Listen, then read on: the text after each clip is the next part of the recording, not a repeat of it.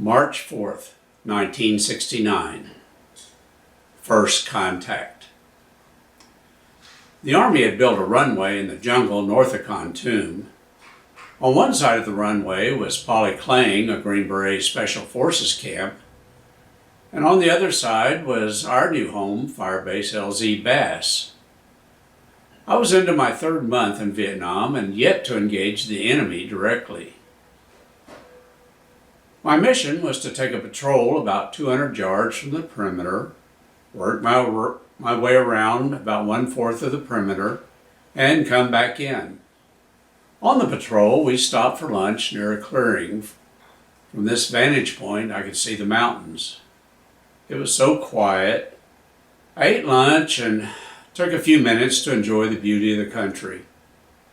We completed the patrol, and I was proud to report everything was quiet around the perimeter. That night, automatic gunfire woke me up. I sat up and asked, "What's going on?" "Sounds like contact up the perimeter," one of the men replied. We grabbed our rifles and looked out over the runway.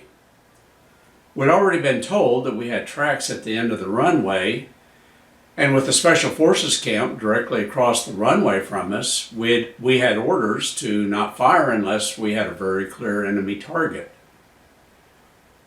There was an explosion on the runway, and I watched as a pallet of military supplies started burning. As we listened to the fighting and held our position, doing nothing, the smoke from the fire started drifting over our position.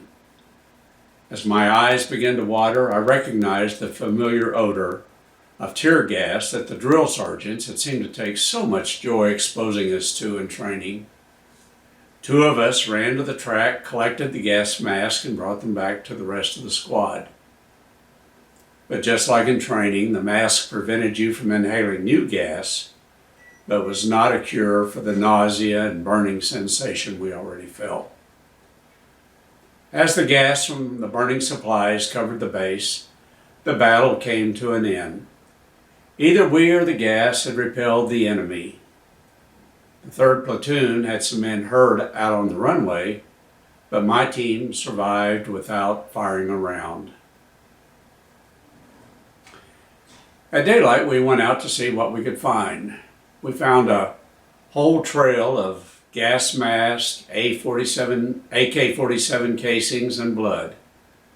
The trail led us to their staging area where we found other supplies that they left behind. My knees became weak when I realized the staging area was less than 10 feet from my quiet lunch the previous day.